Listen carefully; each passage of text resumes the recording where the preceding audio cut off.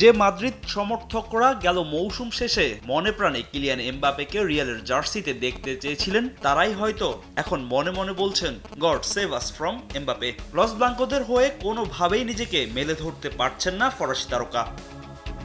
শেষ 9 ম্যাচে মাত্র 2 গোলের দেখা পেয়েছেন রিয়াল তারকা। আর চ্যাম্পিয়ন্স লিগে গেল 4 ম্যাচে নিজের নামের পাশে কোনো গোলই যোগ করতে পারেননি বিশ্বকাপ জয়ী এই ফুটবলার। আর লিভারপুলের বিপক্ষে গুরুত্বপূর্ণ সময়ে পেনাল্টি মিস করে রীতিমতো দলকে ডুবিয়েছেন এমবাপে। নিজের উপর আত্মবিশ্বাস হারিয়ে ক্যারিয়ারের সবচেয়ে বাজে সময় পার করছেন ফরাসি তারকা।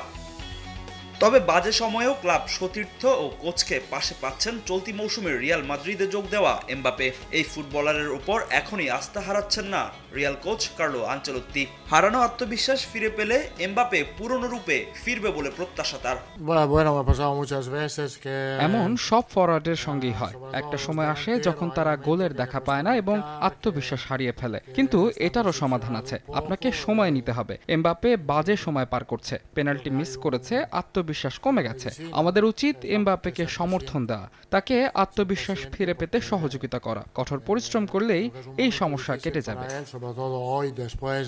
অর্ধেক পাউডারে দ্বিগুণ উজ্জ্বলতা, নতুন রিন অ্যাডভান্সড অর্ধেক পাউডারে দ্বিগুণ উজ্জ্বলতা।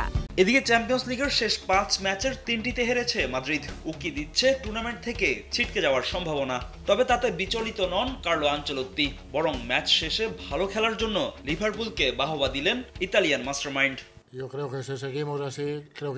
এই হার বড় কোনো পরিবর্তন আনেনি। আমরা জিতলেও সেটা পরবর্তী রাউন্ডে যাওয়ার জন্য যথেষ্ট না। লিভারপুল ভালো খেলেছে, আমরাও পেনাল্টি মিস হওয়ার আগ পর্যন্ত ভালো খেলেছি।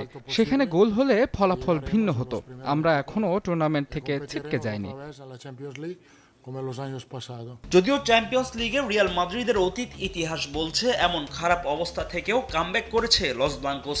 কার্লো আনচেলত্তির দল এই মৌসুমেও কি তেমন চমক দেখাতে পারবে? ফাহিম ইসলাম, সময় সংবাদ।